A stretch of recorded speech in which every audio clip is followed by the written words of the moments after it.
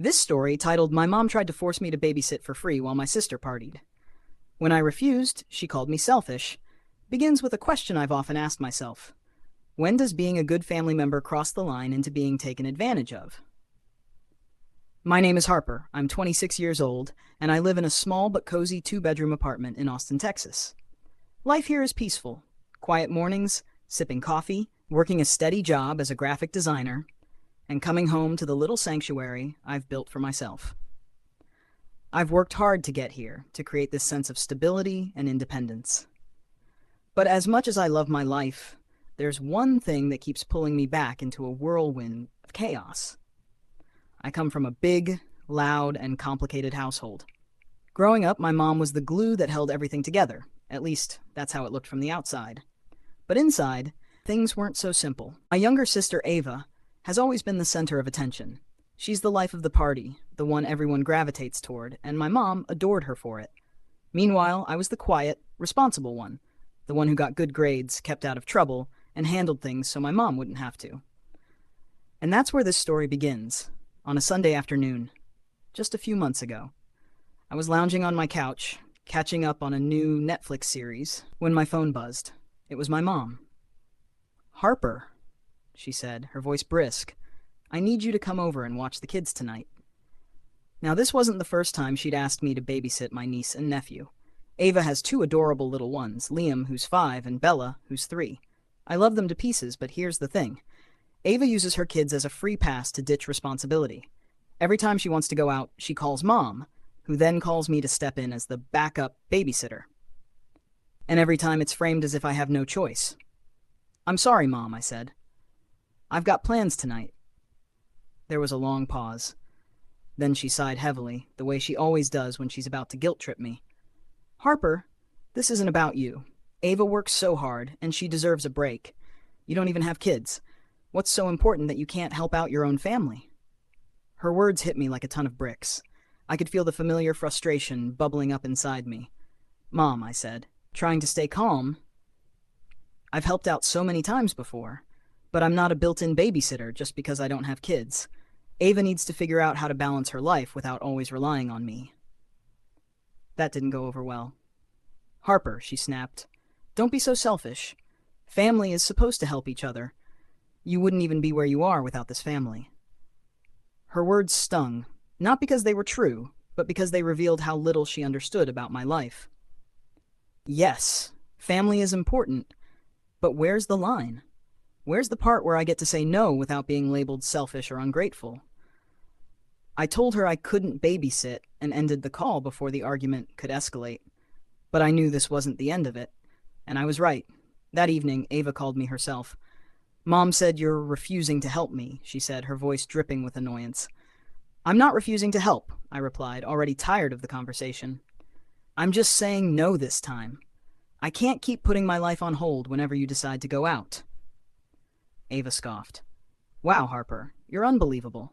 I've got 2 kids to take care of, and you can't even do me this one favor? Maybe one day, when you're a mom, you'll understand what it's like." The irony of her words wasn't lost on me. Here she was, asking for help because she wanted to go out and party, and she had the audacity to lecture me about responsibility. But the final straw came the next day, when my mom showed up at my apartment unannounced. She stood in my doorway, arms crossed, her face a mask of disappointment. "Harper," she said, "we need to talk." I invited her in, even though I knew this wasn't going to be a pleasant conversation. She sat down on the couch, looking around my apartment as if she was searching for evidence of why I was too busy to help Ava. "I just don't understand you," she began. "Ava is your sister. She's struggling, and all she's asking for is a little help. Why is that so hard for you?" "Mom," I said, my voice steady but firm, "this isn't just about babysitting. It's about how I'm always the one who has to pick up the slack. It's about how Ava gets to live her life without consequences while I'm expected to drop everything for her. I love my niece and nephew, but I can't keep being the only one who sacrifices." She stared at me, her expression unreadable. Then she said the words that broke my heart. "I thought I raised you to be better than this." In that moment, I realized something important. No matter how much I tried to explain myself, they weren't going to see my side. My family had gotten so used to me saying yes that my no felt like a betrayal. I took a deep breath and said, "I'm sorry if you feel that way, but I have to set boundaries. I can't keep giving and giving without anything in return. This is about my mental health, my time, and my life." My mom didn't stay much longer after that. She left without saying goodbye, and the weight of the confrontation lingered in the air. But despite the pain, I felt something I hadn't felt in years, a sense of freedom. For the first time, I stood up for myself, not out of anger, but out of love for my own well-being. In the days that followed, the fallout from that conversation was swift and inevitable. My mom and Ava stopped talking to me entirely. The silence was deafening, but it also gave me space to reflect on everything that had led up to this point. I realized that for years I had been running on autopilot, saying yes to every request because it felt like my duty. But now, for the first time, I was beginning to understand the importance of putting myself first. At first, I questioned whether I'd made the right decision. Was I selfish? Was I wrong for refusing to help my sister? But as the days turned into weeks, I started to notice a shift in how I felt about my life. I wasn't constantly dreading the next phone call or bracing myself for the next favor I couldn't refuse. For once, my time was my own. That's not to say it was easy. One evening, I scrolled through social media and saw a picture Ava had posted of herself and a group of friends at a club. She was smiling, holding a drink in one hand, and captioned the post, "Mom saves the day again. Love my support system." It stung. Not because I wanted to be at the club or because I missed babysitting, but because it confirmed what I had always suspected. Ava didn't see my time or my help as a gift. She saw it as something she was entitled to. Still, I stayed firm in my boundaries, and then, about a month after our last conversation, Ava called me. I hesitated for a moment before answering. "Hello, Harper," she said, her voice softer than I'd ever heard it. I just wanted to say I'm sorry." Those words took me by surprise. I didn't know what to say, so I stayed quiet, letting her continue. "I've been thinking about what you said," she admitted, "about how you've always been the one to step up, and I've just taken it for granted. You're right, I've been selfish, and I didn't realize how much I've been putting on you." I felt a lump rise in my throat. "Ava, I'm not trying to punish you or make you feel bad. I just needed you to see where I'm coming from." "I see it now," she said. "I guess I've always assumed you'd be there because you always have been. But I've been unfair to you, and I'm sorry. I'm going to start figuring things out on my own. I don't want you to feel like you have to clean up my messes anymore." Her words were sincere, and for the first time, I felt like she truly understood. From that moment on, things began to shift between us. Ava started taking more responsibility for her kids, relying on babysitters she could actually pay instead of leaning on family.